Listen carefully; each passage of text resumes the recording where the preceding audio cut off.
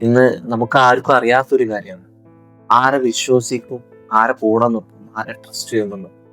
ഒരാളെ ഇന്ന് ബിലീവ് ചെയ്യാൻ പറ്റുന്നില്ല. ഒരു ഫേമസ് കോട്ട് ഉണ്ട്. നീ ആദ്യമായിട്ട് ഒരു വട്ടം നീ ചതിക്കപ്പെടുകയാണെങ്കിൽ അത് നിന്റെ മിസ്റ്റേക്ക് അല്ല. പക്ഷെ അയാളിൽ നിന്ന് നീ വീണ്ടും വീണ്ടും ചതിക്കപ്പെടുകയാണെങ്കിൽ അത് നിന്റെ മിസ്റ്റേക്ക് ആണ്. നമ്മുടെ ശത്രുക്കളുണ്ടല്ലോ, നമ്മുടെ എനിമീസ്, അവര് എന്നും നമ്മളെ ജയിക്കാൻ ആഗ്രഹിക്കും.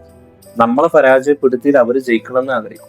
പക്ഷെ നമ്മളെ നശിപ്പിക്കണം എന്ന് ആഗ്രഹിക്കുന്ന കുറച്ച് ആളുകൾ, നമ്മൾ ഇല്ലാതാവണം എന്ന് ആഗ്രഹിക്കുന്നുണ്ട്.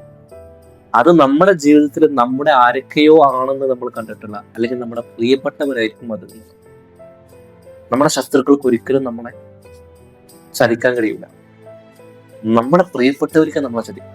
അതുകൊണ്ടാണ് പറഞ്ഞത്, നീ ആദ്യമായിട്ട് ചതിക്കപ്പെടുകയാണെങ്കിൽ അത് നിന്റെ മിസ്റ്റേക്ക് അല്ല. വീണ്ടും വീണ്ടും വീണ്ടും നീ ചതിക്കപ്പെടുകയാണ്.